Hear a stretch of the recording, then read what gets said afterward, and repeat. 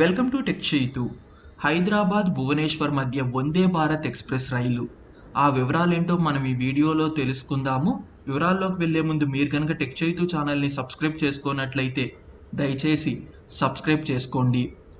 ఒడిశా రాష్ట్రానికి చెందిన రోడ్డు రవాణా శాఖ మంత్రి టుక్ని సాహు గారు ఒడిశా రాజధాని భువనేశ్వర్, తెలంగాణ రాజధాని హైదరాబాద్ మధ్య వందే భారత్ ఎక్స్ప్రెస్ రైల్ని ప్రవేశపెట్టాలని రైల్వే మంత్రి అశ్విని వైష్ణవ్ గారికి లెటర్ రాశారు. టుక్ని సాహు గారు లెటర్లో ఏమని మెన్షన్ చేశారంటే, ఒడిశాకి చెందిన చాలామంది ప్రజలు హైదరాబాద్లో నివసిస్తున్నారు. హైదరాబాద్ భువనేశ్వర్ మధ్య వందే భారత్ ఎక్స్ప్రెస్ రైల్ని కనుక ప్రవేశపెడితే అప్పుడు ఈ రెండు రాజధానుల మధ్య ప్రజలు చాలా వేగంగా ప్రయాణించగలుగుతారు అని రాశారు. కానీ ప్రస్తుతం దేశవ్యాప్తంగా తిరుగుతున్న వందే భారత్ ఎక్స్ప్రెస్ రైళ్లు కేవలం చైర్ కార్ కోచెస్తో మాత్రమే నడుస్తున్నాయి. మరియు ఇవన్నీ ఇంటర్సిటీ రైళ్లు, అంటే పొద్దున ఏ రైల్వే స్టేషన్ నుండి అయితే బయలుదేరుతాయో మళ్ళీ ఈవినింగ్ లేదా నైట్ కల్లా అదే స్టేషన్కి తిరిగి రావాల్సి ఉంటుంది. హైదరాబాద్ భువనేశ్వర్ మధ్య దూరము 1100 కిలోమీటర్స్ కంటే ఎక్కువే ఉంటుంది. ఇంత దూరము కూర్చుని వెళ్ళడము సాధ్యపడదు.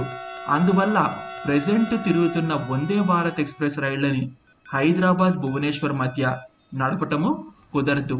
ప్రస్తుతం చైర్ కార్ కోచెస్తో అందుబాటులోకి వస్తున్న ఈ వందే భారత్ ట్రైన్ సెట్లన్నిటినీ 800 కంటే తక్కువ దూరం ఉన్న నగరాల మధ్య నడుపుతున్నారు.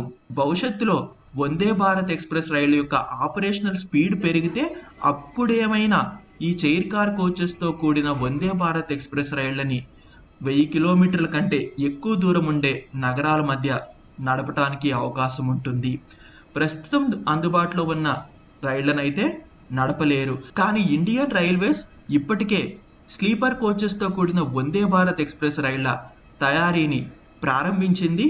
ఆ స్లీపర్ కోచెస్తో కూడిన వందే భారత్ ఎక్స్ప్రెస్ రైళ్లు అందుబాటులోకి వస్తే అప్పుడు ఆ రైళ్లనైతే ఖచ్చితంగా హైదరాబాద్ భువనేశ్వర్ మధ్య నడపవచ్చు. ఇప్పటి వరకు అందుతున్న సమాచారం ప్రకారం స్లీపర్ కోచెస్తో కూడిన వందే భారత్ ఎక్స్ప్రెస్ రైళ్లు 2024 సంవత్సరంలో పట్టాలెక్కే అవకాశం ఉంది. Thanks for watching.